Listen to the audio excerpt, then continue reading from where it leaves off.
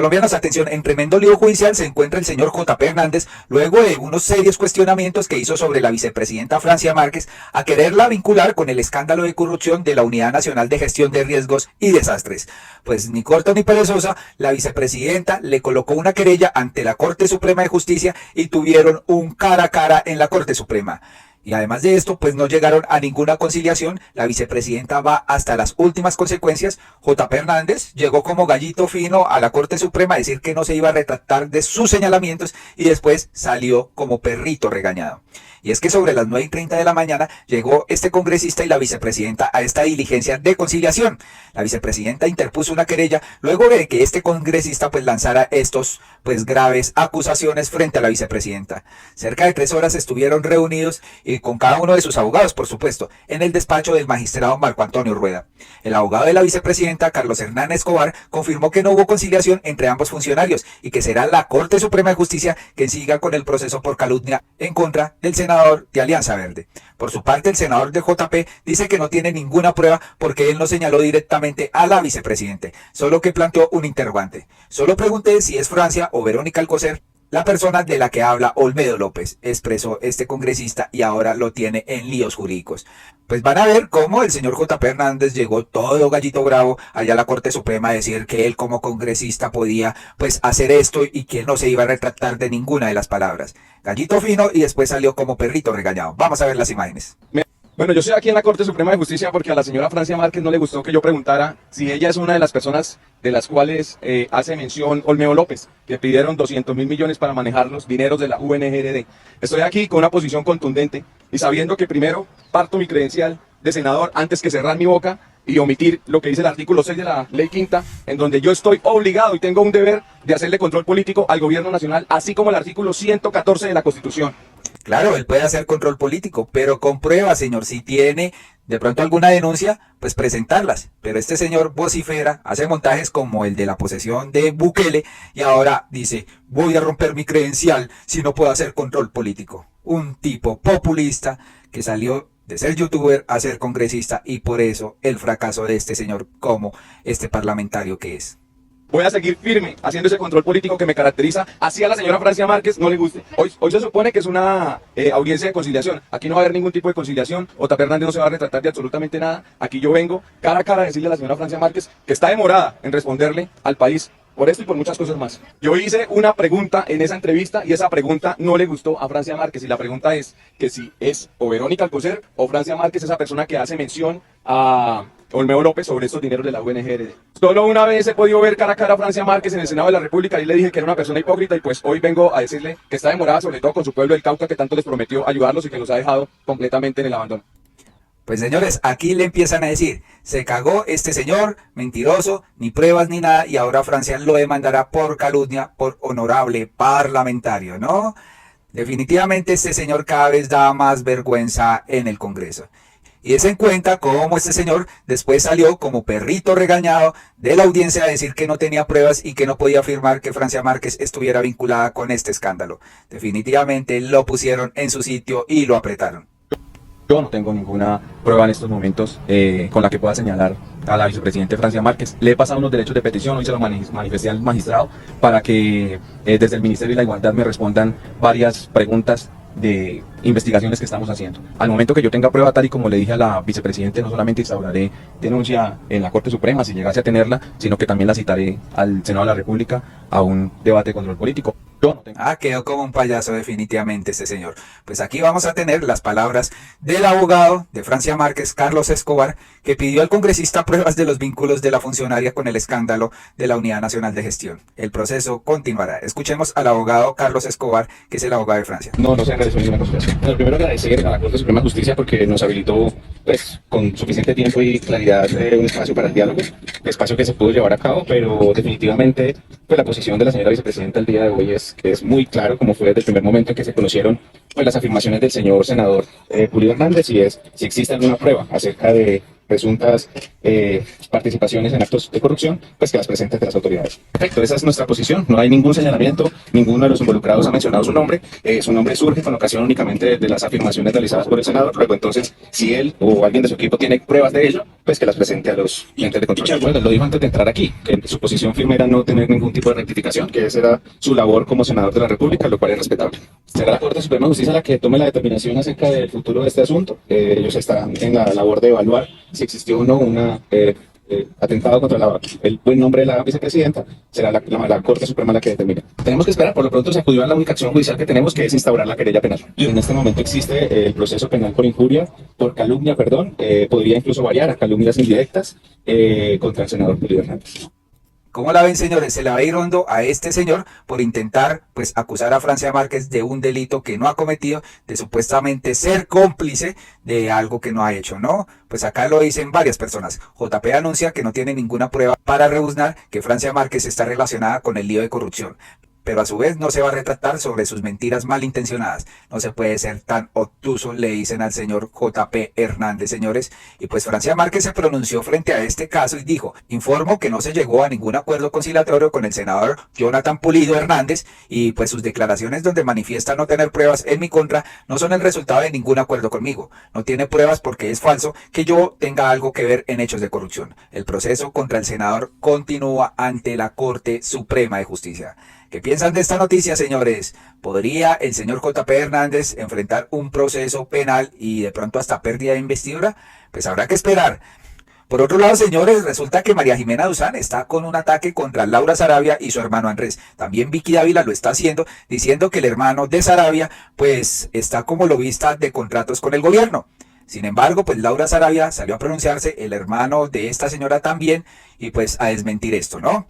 Pues María Jimena iniciaba el día escribiendo: al aire, derecho de petición para Laura Sarabia y su hermano Andrés. María Jimena Duzán, directora de A Fondo, revela aquí que Andrés Sarabia, hermano de la todopoderosa Laura Sarabia, es un lobista que frecuenta las entidades del Estado, donde es recibido por el peso de su apellido.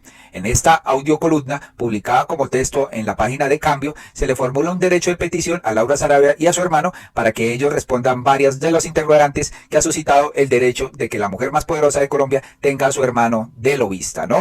Y pues la columna que escribió María Jimena Duzán le hace una serie de preguntas a Laura Sarabia y a su hermano, y la titulaba así: hay un nombre que se viene escuchando en los corrillos del poder y que sirve para abrir puertas. Se trata de Andrés Sarabia, un joven cristiano de no más de 26 años y a quien la vida parece haberle cambiado desde que Gustavo Petro llegó al poder y decidió depositar toda su confianza y su gobierno en Laura Sarabia, su todopoderosa hermana. Andrés era un joven de clase media, hijo de una familia de oficiales de la Fuerza Aérea. Tras un fugaz intento por seguir los pasos de su padre, se retiró de la Fuerza Aérea y entró a estudiar Administración de Empresas en el Politécnico Gran Colombiano, siguiendo los pasos de su hermana. Andrés hizo sus primeros pinos en la UTL del entonces senador Armando Benedetti.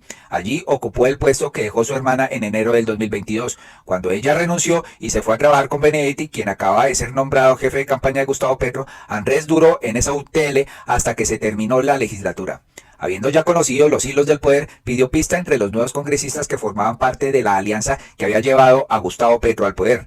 Recomendado por Andrés Hernández, que era el jefe de comunicaciones de Gustavo Petro y mejor amigo de Sarabia, aterrizó en la UTL de Santiago Osorio, quien acaba de ser elegido representante de la Cámara por el Partido Verde. Hasta ese momento el sueldo de Andrés Sarabia era igual al de cualquier miembro de la UTL, es decir, no superaba los 7 millones de pesos mensuales. Fuentes cercanas a él confirman que llevaba una vida cómoda pero modesta, en un apartamento arrendado en Chapinero, en el que vivía con su novia y por el que pagaba 2 millones de pesos. Entonces se movía en un Renault Logan negro 2008 y era considerado como un joven muy pilo en su trabajo. A los 8 meses, Sarabia le renunció al representante Osorio con el argumento de que su presencia en el Congreso podría traerle problemas a su hermana Laura y que por eso había optado a dedicarse al sector privado. Esta decisión de salir del Congreso e iniciar su paso al mundo de los negocios fue el comienzo de su carrera como lobista. En esta condición entró a varias dependencias del Estado sin que nadie dijera nada. Seguramente muchos funcionarios lo recibieron por la fuerza de su apellido y bajaron la cerviz porque no se sintieron capaces de cerrarle las puertas al hermano de la dueña de Colombia. La dueña de Colombia, dice aquí María Jimena Duzán. Sobre las andanzas de Andrés Sarabia impera el miedo a decir, a contar.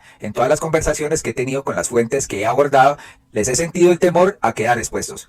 Cuentan las cosas que saben de primera mano, pero se mueren del susto de lo que les pueda pasar si los denuncian públicamente. Varias de esas voces se han ido del país. Teniendo en cuenta que este es un tema de interés público, he optado por formularles un derecho de petición a Laura Sarabia y a su hermano, y genera una serie de preguntas. Miremos unas. Primero, ¿es cierto que cuando usted recibe a los empresarios que quieren hacer negocios con el gobierno, los remite a que se entiendan con su hermano Andrés?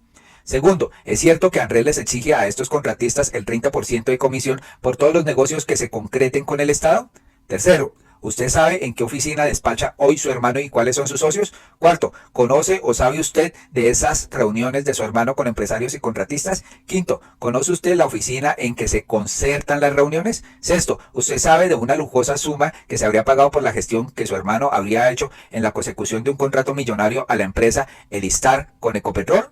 Séptimo, ¿es cierto que Jaime Ramírez, su padrino de matrimonio y actual enlace de la presidencia con el Congreso, sirve también de correo humano para incidir ante las entidades por los contratos que estaría pedaleando su hermano lobista? Octavo, ¿es cierto que usted nombró a Diana Valencia, esposa de Jaime Ramírez, como vicepresidente de la fiduprevisora y que fue ella la que firmó todos los contratos corruptos de la unidad de gestión de riesgo? 9. Daniela Valencia fue retirada de su cargo hace poco. ¿Esta decisión fue del presidente o suya? Y pues ahí hay una serie de preguntas y también le hace unas preguntas a Andrés Sarabia que indican ¿a qué se debe el salto en su nivel de vida y el incremento de su tren de gastos? ¿Es cierto que ahora viaja en aviones privados a conciertos en Aruba y que vive en un apartamento lujoso en la 92 con 11 y anda en carros de alta gama? ¿Cuál es su relación con David Cure y su empresa Método y Derecho? ¿Es cierto que usted despacha desde la oficina de esta empresa situada en el Parque La 93? ¿Es cierto que usted en esta oficina cuadra bonificaciones y honorarios con empresarios mandados por su hermana y que les pide a ellos el 30% de todo lo que ganen?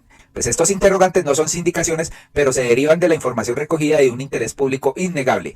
Creo en la importancia de que Laura y su hermano Andrés se pronuncien públicamente para que el país conozca sus respuestas. Laura Sarabia ha sido muy hábil para que ni la justicia ni los medios la miren. Sin embargo, el proceder de su hermano debería estar en el centro del debate. No se entiende que un presidente como Gustavo Petro, que prometió acabar con la corrupción, permita que la mujer más poderosa del Estado tenga a un hermano trabajando como lobista. Más grave aún es ver lo que le sucede a todos los funcionarios que han intentado ponerle un tate quieto a Laura. Terminan defenestrados y alejados de la corte, tachados de corruptos y de traidores. Despierte, señor presidente, le dice aquí la señora María Jimena Duzán, a lo que también salió a responder Laura Sarabia y dijo: mi trabajo honesto es la respuesta a las canalladas que circulan en cadenas de WhatsApp.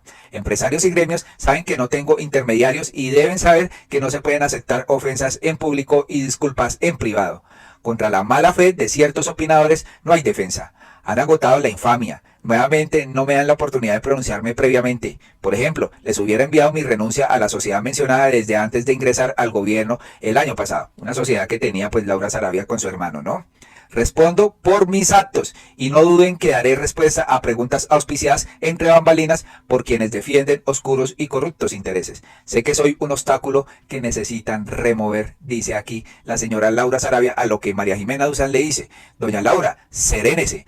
Cuando esté tranquila, responda a mi cuestionario porque no ha contestado ninguna de mis preguntas y recomiéndole a su hermano y ex socio que haga lo mismo. Y es que estos cuestionamientos al hermano de Laura Sarabia se dio por una denuncia en Revista Semana con el periodista Alejandro Villanueva, que es el director de Portal Desigual, ¿no? Entonces esto era lo que decía y a partir de eso la señora Vicky Dávila, la señora María Jimena Duzán empezaron a cuestionar el origen del capital del hermano de Laura Sarabia.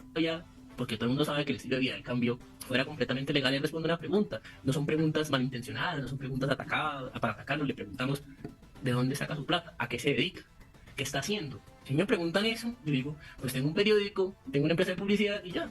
Pero es que es una pregunta sencilla, lo mismo con Laura, ¿conoce o no? Entonces, eso es lo que me genera más suspicacia. Porque este tipo no responde preguntas tan sencillas sobre él, sabiendo el cargo que tiene su hermana y el poder que tiene su hermana. Si está siendo acusado públicamente por algo tan grave, porque esas acusaciones son gravísimas, y sus amigos como Jaime Ramírez lo llevaron a la fiscalía a responder las preguntas, decir, yo estoy haciendo esto, estos son mis ingresos y por eso cambié mi estilo de vida, pero no responde. Entonces, no es decir que calla otorga, pero pues al menos responde algo tan sencillo. Pues frente a esto, Andrés Sarabia instaló una denuncia por injuria y calumnia a este periodista Alejandro Villanueva, que ha tenido el apoyo de Katy Jubinado. Es muy curioso esto, gente de centro o de extrema derecha apoyándolo. Y también es muy curioso que lo vaya a defender Iván Cancino, señores, Iván Cancino. A este periodista, recordemos, los honorarios de Iván Cancino no son para nada económicos. ¿Quién le estará brindando el apoyo económico para que lo defienda este abogado? Es lo que nos preguntamos. Katy Jubinao, por ejemplo, dice, con Alejandro Villanueva he tenido encuentros y desencuentros, últimamente más de los segundos, pero que Andrés Sarabia la enfile contra él es una clara intención de amedrentar al más débil, enviando el mensaje de que quien se meta con él tendrá que asumir una cantidad de procesos complejos y onerosos. ¿Por qué Sarabia no denuncia también a los múltiples medios y periodistas que también han cuestionado su repentina vida de rico? A Alejandro le digo que su única obligación es respetar la presunción de inocencia al realizar sus denuncias, que nada tiene que temer ante la fiscalía ni ante nadie. Por lo demás, es Sarabia quien tiene que responder en detalle a los cuestionamientos que se le han hecho, que personalmente me parecen muy graves. Es evidente la estrategia de él y de su abogado de defenderse atacando. ¿Será que el señor Sarabia aguanta un escrutinio profundo de su vida actual y tiene cómo justificarla? Que le demuestre a todo el país. Para antier es tarde, dice la señora Jubinao. Y Alejandro Villanueva también saca un trino diciendo y respondiendo a esta denuncia de Andrés Sarabia. Primero, me ratifico en todo con respaldo y reserva de la fuente. Segundo, otorgo poder al abogado Iván Alfonso Cancino para la querella. Tercero, estamos ante un grave atentado a la libertad de expresión, especialmente para medios nuevos y periodistas jóvenes, dicen acá. Pues amanecerá y veremos quién tiene la razón, si estas denuncias de Alejandro Villanueva son realmente contundentes o si Andrés Sarabia pues mete en líos a este joven periodista. Pues el hermano salió a hablar e instaló una denuncia porque pues dice que lo están calumniando, ¿no? Él afirma que no tiene ningún vínculo con el gobierno y que no ha usado de manera indebida su nombre ni el de su hermana para gestionar o contratar algo. Escuchemos qué dicen acá. Ella quiere manifestar este comunicado a la opinión pública. Ante la Fiscalía General de la Nación, acabamos de radicar una denuncia penal contra Alejandro Villanueva, director de la revista digital. Porque las noticias falsas, el odio y las notas posiblemente prepagadas para lesionar honras y dignidades no pueden apararse en la libertad de información. Que la justicia ponga fin a la campaña infame contra el apellido Sarabia, maltratado por una desquiciada y deshonrada práctica de dar por cierto lo que ponen a circular en cadenas de WhatsApp. Andrés Sarabia no tiene ningún vínculo con el gobierno, ni ha usado de manera indebida el nombre de su hermana para gestionar o contratar algo. Tan es así que su derecho al trabajo lo ejerce en el sector privado, sin ningún nexo o intermediación con alguna agencia gubernamental, como lo ha mencionado con mala fe en ciertos medios. Respetamos y defendemos las buenas prácticas del periodismo como baluarte indiscutible de la democracia. Muchísimas gracias. Bueno, este es el comunicado. Vamos a ver en qué termina esto. Si Andrés Sarabia será investigado, si es lobista, si no es lobista. Pero pues ustedes saben cómo los medios han mentido, señores, con muchas cosas solo para perjudicar al gobierno de Gustavo Petro. Por otro lado, resulta que aquí queda desenmascarado el señor pues magistrado Jorge Enrique Ibáñez, que denunció a Semana y denunció también a la fiscalía de que posiblemente estuviera siendo chuzado por inteligencia del gobierno.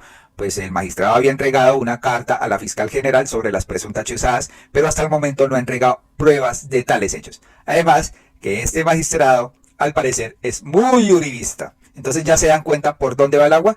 Y es que tienen miedo porque el próximo año llegan nuevos magistrados donde Duque dice que posiblemente sean progresistas y que esto pues afecta a la democracia. Están asustados porque podrían destaparles más escándalos de corrupción de gobiernos pasados. Escuchemos el perfil del señor Enrique Ibáñez, magistrado que ha formado una tormenta política por estas acusaciones que tiene contra Gustavo Petro. Miremos el informe. De la Corte Constitucional, Jorge Enrique Ibáñez denunció ser víctima de supuestas interceptaciones ilegales. Actualmente Ibáñez es vicepresidente de la Corte, siendo uno de los magistrados más conservadores y de derecha. A la Corte llegó luego de conseguir 58 votos y contar con el apoyo de las bancadas de derecha, conservadores, cristianos, uribistas y Cambio Radical. ¿Qué Juan cosas? Carlos Giraldo, muy buenas tardes. Usted nos amplía la noticia. Hola Ana María, televidentes, muy buenas tardes. Pues el magistrado entregó una carta a la fiscal general de la Nación, Luz Adriana Camargo, en la que asegura que varias fuentes cercanas a él le confirmaron que estaría siendo víctima de estas interceptaciones ilegales. Sin embargo, hasta el momento el magistrado no ha entregado pruebas específicas sobre las supuestas chuzadas de las que es víctima él y varios de los asesores de su despacho en la Corte Constitucional. Lo propio ha hecho el senador de Cambio Radical, David Luna, quien señaló que tiene información en ese sentido de supuestas interceptaciones ilegales, perfilamientos y seguimientos a opositores del gobierno nacional. Sin embargo, tampoco ha presentado las denuncias correspondientes ante las autoridades competentes para que investiguen y establezcan la veracidad de estas supuestas actuaciones ilegales. Jorge Enrique Ibáñez Najar es abogado especializado en Derecho Constitucional y Administrativo. Fue concejal de las Juventudes Conservadoras de Tunja. Ibáñez Najar es graduado de la Universidad Javeriana, en donde coincidió con los exmagistrados Escobar Gil, Mauricio Fajardo y el reconocido abogado Jaime Granados, abogado del expresidente Álvaro Uribe Vélez. A la Corte llegó en el año 2020 tras conseguir 58 votos, luego de recibir el apoyo de las bancadas de derecha conservadoras, cristianas, uribistas y de Cambio Radical. Recientemente, como vicepresidente de esa corporación, señaló a la Fiscalía en una carta que tiene sospechas de que sus comunicaciones y las de los asesores de su despacho están siendo interceptadas ilegalmente, hecho de los cuales no ha aportado evidencias y por los que tendrá que declarar en los próximos días ante fiscales delegados ante la Corte. Según la denuncia, las supuestas escuchas ilegales vendrían de órganos de inteligencia los cuales operan en la Presidencia de la República y la Dirección Nacional de Inteligencia, en coordinación con la DIAN y la Unidad de Análisis Financiero del Ministerio de Hacienda y Crédito Público. Estas últimas son entidades que vigilan la evasión de impuestos y la lucha contra el lavado de activos y el narcotráfico.